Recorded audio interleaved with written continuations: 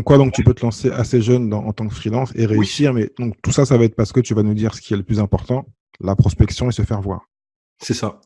Ouais, c'est parce qu'il y a beaucoup de gens qui se lancent en fait, qui croient qu'il suffit de se créer un site internet et voilà et que les clients vont arriver d'eux-mêmes. C'est pas comme ça que ça marche malheureusement. Enfin moi aussi j'y ai cru. On pense que quand on se lance, il y a tellement de demandes que les clients vont pleuvoir. C'est pas vrai. Enfin, si, C'est pas vrai. si, parce que en plus, je sais que tu vas nous le dire, mais si, il y a un seul métier, enfin, deux, trois métiers Oui, oui, c'est oui, les oui. développeurs. Les développeurs, Ouais, certains métiers où oui, il y a c'est une vrai. demande tellement, et après, tout le reste, c'est la galère.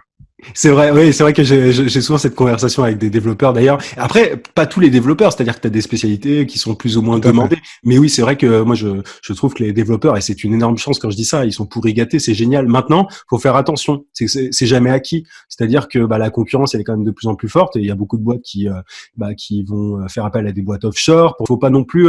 J'ai des développeurs qui me disent souvent, ouais, moi, je suis peinard, je suis tranquille pour trouver des clients. Ouais, mais c'est quand même bien d'avoir les armes commerciales au cas où ça se passe pas bien à l'avenir, tu vois. Bah, C'est-à-dire qu'il y a beaucoup. surtout comme tu dis, on va sur un monde du freelancing et donc le marché va Ouais, grossir. Et donc bien sûr. automatiquement, c'est toujours comme tout partout, il y a une pyramide. Il faut être en haut de la pyramide pour pouvoir C'est ça. tout capter. Exact. Sauf que tu Exact. parlais, toi en plus, les 2%, ceux qui gagnent vraiment bien leur vie. Ouais, On en c'est une parlera à la fin parce que minorité. là, on va faire un grand Ouais. bond. Donc, comme tu parlais aussi de liberté, donc, est-ce que toi, dès le début, tu as travaillé en remote ou sinon tu travaillais Euh, à moitié temps chez les clients? ouais, alors mon tout premier client finalement c'était mon ancienne agence. Donc je me déplaçais. Excuse-moi encore 30 secondes parce qu'on fait des Ouais, bêtises.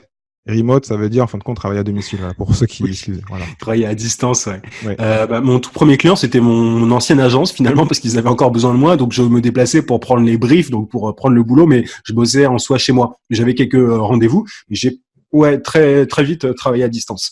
Enfin, je me suis vite dit que voilà, si je bossais en tant que freelance, c'était pas pour me retrouver dans un autre open space qui est celui d'un, tu vois, je sais pas, d'un espace de coworking ou quoi. Enfin, l'idée c'était pas de troquer l'open space de ma boîte pour un autre open space. Et même celui d'un espace de coworking, c'était vraiment pour pouvoir bosser chez moi quand je veux et tout. Donc j'ai vite bossé, cherché à bosser juste avec des clients qui acceptaient ça, quoi. D'accord. Donc, un truc que tu as dit, donc je vais faire un point dessus.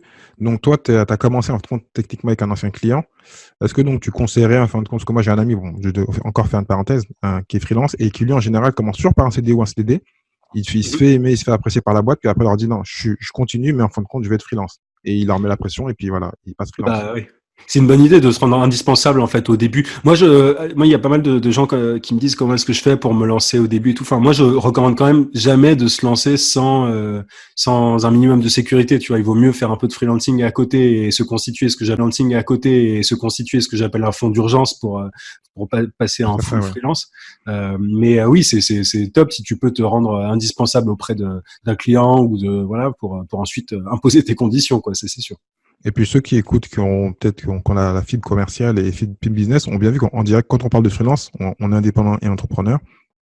Et donc Ouais. indirectement, on parle toujours de filet de sécurité, de clients, de prospection. Donc ça, on est entrepreneur, donc on fait comme une grosse boîte. Il faut avoir donc parce que moi actuellement j'ai deux missions comme ça. Au Mhm. début je faisais qu'une mission et souvent j'ai eu des problèmes. Maintenant j'ai deux missions, j'ai une qui tombe, j'en ai une deuxième qui est là parce que j'ai pris deux missions à temps partiel. Après je sais pas si toi tu peux le faire dans le community management ou dans d'autres trucs, mais voilà. Ouais, bah, je Euh, le faisais au début, mais en fait, moi, ce que je vois, c'est il y a un très gros danger, en fait, c'est que plus le freelancing se développe, euh, moins il y a d'entrepreneurs, en fait, dans l'âme qui deviennent freelance. En fait, ce que je veux dire par là, c'est que le freelancing, c'est de l'entrepreneuriat.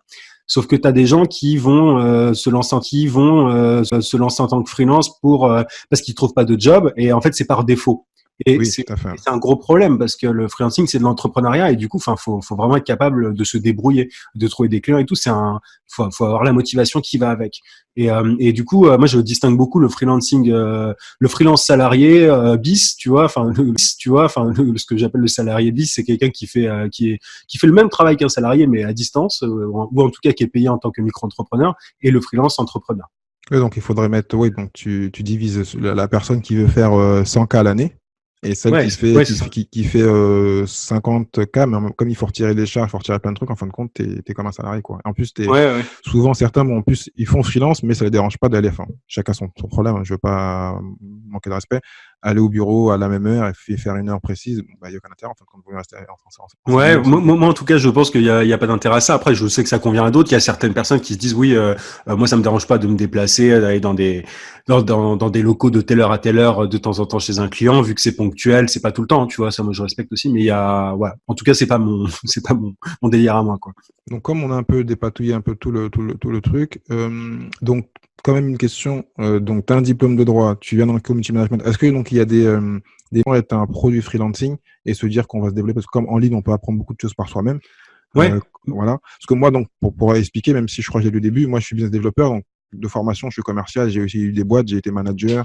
Donc voilà, j'ai managé des commerciaux et j'ai formé des commerciaux. Et moi-même, à la base, je suis commercial, même si Ouais. il est vrai que j'ai jamais fait de B2B et j'ai jamais fait du phoning où je faisais que ça. Alors qu'en général, moi, je mets du porte-à-porte. Mais bon, j'ai pu shifter. Il y a une logique, on va dire.